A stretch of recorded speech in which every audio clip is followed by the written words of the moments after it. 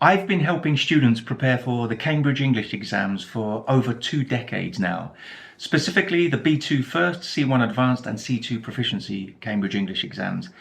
And over that time, I've seen all kinds of students. I've seen the worst students and the best students and everything in between. But what I want to look at today is the typical mistakes that I've seen students make in their preparation. So I'm going to share the 7 most common mistakes that students make when preparing for their Cambridge English exams. And number 1 is the big one. It's the most common mistake, so make sure you stay around for that one. But I'm going to start with one that I looked at in more detail in a recent video. So number 7 is underestimating the importance of strategy. So as I said, I made a video about this recently, so I won't talk about it too much. I'll link to that video in the description. But what I see often is that students can focus a lot on improving their grammar and expanding their vocabulary, which is important. It's good to do that, of course, if you can revise all the grammar and learn new words, especially collocations and phrasal verbs, idioms, vocabulary chunks that I'm always talking about. That's important, but you can't ignore strategy. Strategy, I would say, is at least 50% of passing the Cambridge English exams, because these are big, complicated exams and you need to know what you're going to do on the day of the exam to give yourself the best chance of passing and getting the highest score possible, or getting the score that you really deserve. And number 6 is an interesting one because it's a new phenomenon. It's a new mistake that I'm seeing students make in the last couple of years, really, because this technology has only just become available widely to people everywhere. So the mistake is overusing AI. Now, I'm a fan of AI. I think in the last couple of years, everyone's got a bit excited and started using AI for everything, right? It used to be Google, now it's ChatGPT. When we have a doubt or a question about something, we automatically go to some kind of AI. And it's a fantastic resource. It's amazing. And it can help you with your exam preparation. But the problem is overusing AI. Because it's not perfect, first of all, it still makes mistakes. I think more worryingly, AI can be a little bit too nice. So I identified all the mistakes that my student had made and some improvements to the essay that they could make themselves. But ChatGPT didn't identify all of those mistakes and suggestions. So I directly asked ChatGPT. I said, what about this sentence? Is this correct, or is it good enough, or could it be written in a better way? And usually ChatGPT said, oh yes, you're right, well spotted. There's a mistake here, or yes, that's a good idea. It could be written in this way, using this grammar to make it more sophisticated.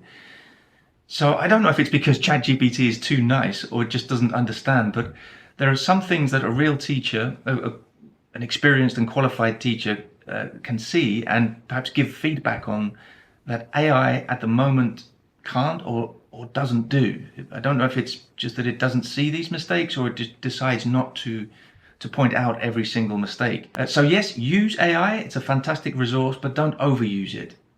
Get books, like official Cambridge preparation books, which I'm going to talk about a little bit more later.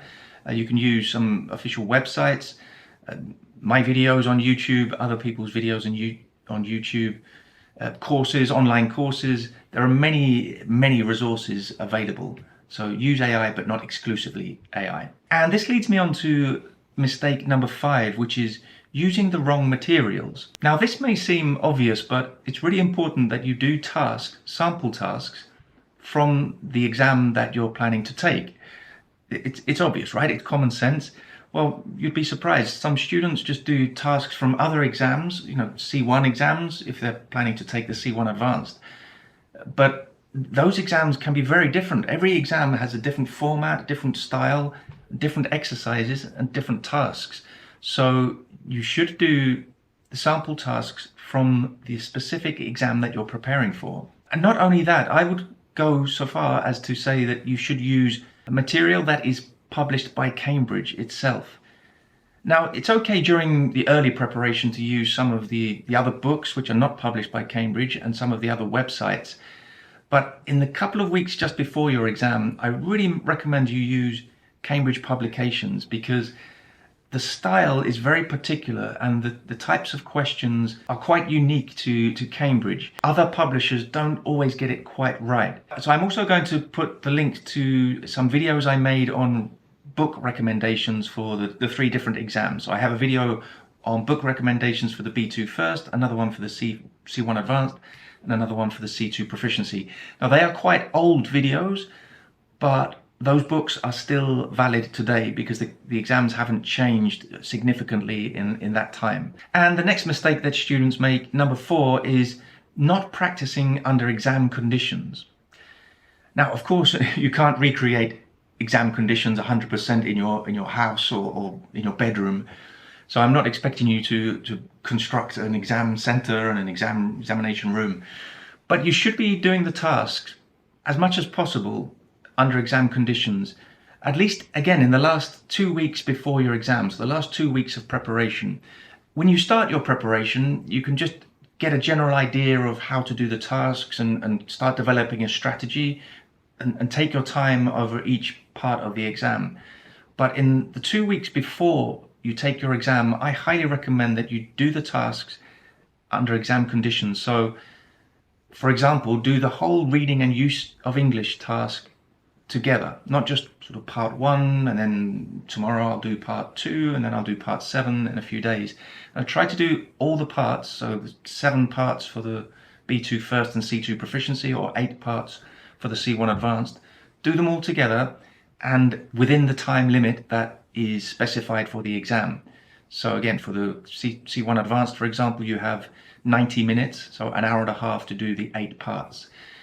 So that will help you get a feeling for how long the task lasts or the part lasts.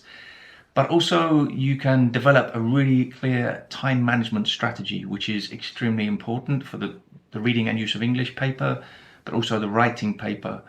So just writing essays without any sort of time limit is not going to prepare you for the exam.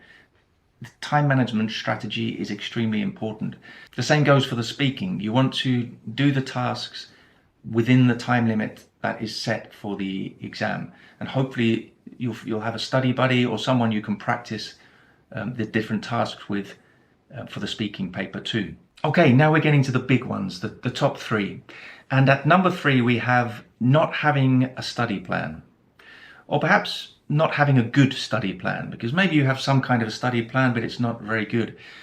So maybe when you decide to take the exam, you decide to start preparing, you get all the material, maybe you buy a few books, you find some websites, or maybe you start watching my videos. You have all this material, all these resources, and you just start doing one exercise one day, another exercise another day. So maybe you start with a reading and use of English part 2, and then you try the listening part 4, and then you try to write an essay, which is okay. At least you're doing the task. But you need some kind of a start and an end. So you need an idea of what you're going to do from the beginning to the end, and to go through it systematically.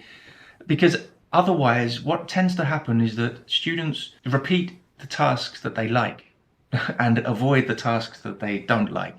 And that's where my online courses can really help, because I go through each part of the exam systematically and I give my tips on strategy and approach for every single part of the exam. And we look at sample tasks so we can see what the correct answers are, why they're the correct answers, and perhaps why the wrong answers are wrong. And we also look in detail at the different writing tasks, and we look at some speaking parts with real examples from students. So however you decide to prepare, it's important to have a strategy and a study plan that has a beginning and an end, not just sort of generally choosing different tasks to do randomly. Okay, number 2 now, and this is another big one, and it's skipping writing practice. So this is related to mistake number 3, no study plan. If you don't have a study plan, you're probably going to avoid the difficult tasks. And I see it so often that students avoid the writing tasks because they hate them. I don't know anybody that really likes writing. Maybe there are some people, but generally it's the most unpleasant part of the exam. And people just avoid it. They actually take the exam without ever having practiced an essay, a report, a proposal, a letter, review, or whatever the tasks are in your exam. And that's a huge mistake. I've said this before, I see a lot of exam results statements, and I would say in about 90% of those result statements, the writing score is the lowest. It may not be low, maybe they pass, but it's always, or it's almost always the lowest score. And that's just because students generally don't practice the writing tasks enough or at all. And it's a bit like going to the gym and skipping leg day, right? A lot of people go to the gym and do all the upper body work because it looks good and it feels good, getting big chest, big arms, big shoulders. That looks good, but they don't really fancy doing the leg day because it's not so much fun, and then you end up looking like this guy. So it's the same with the Cambridge English exams with the writing. Your reading and use of English, your grammar and your vocabulary can get better and better. But if you're not practicing the writing, that's going to be a real weak point, and you could possibly fail your exam for that reason. Okay, number one, have you guessed what it is? I have spoken about it in other videos a lot because it really is the biggest mistake that students make, and it's simply starting your preparation too late. I think people really underestimate how big, how complicated, and how difficult these exams are. So maybe they decide that they think they want to take a Cambridge English exam at some point in the future, but they don't really take it seriously until maybe they need it for some reason, or maybe they just decide now's the time, I'm going to book the exam for next month and I'll start preparing now or maybe in a couple of weeks. But you need time. You need time. As I've said before, the time you need depends on many different factors. It can depend on whether you've taken a Cambridge English exam before. Maybe if you're preparing for the C2 Proficiency, you've already taken the C1 Advanced. So that will really help you. You'll understand a lot about the format and the style of the exams. Also, it depends how much time you can dedicate to practice and preparation on a daily basis. And of course, it depends on your current level. If you already have a C2 level and you just need to get to know the exam, you're going to need less time than someone who needs to reach a C2 level before they take the exam. But I've seen it so many times, people start their preparation and then they realize they don't have enough time. They start to see how big the exam is and how important it is to have a strategy for each part, and they just don't have time. So start your preparation early.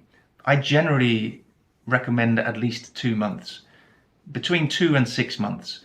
Again, as I said, it depends on each individual. Everyone's different, but less than 2 months, it's going to be difficult. Okay, hopefully that helps. If you have your exam coming up, hopefully you can avoid making those mistakes. If you've already taken your exam and you've made some mistakes yourselves, share in the comments what mistakes you made so you can help others avoid making those mistakes. And I'll see you very soon for another video.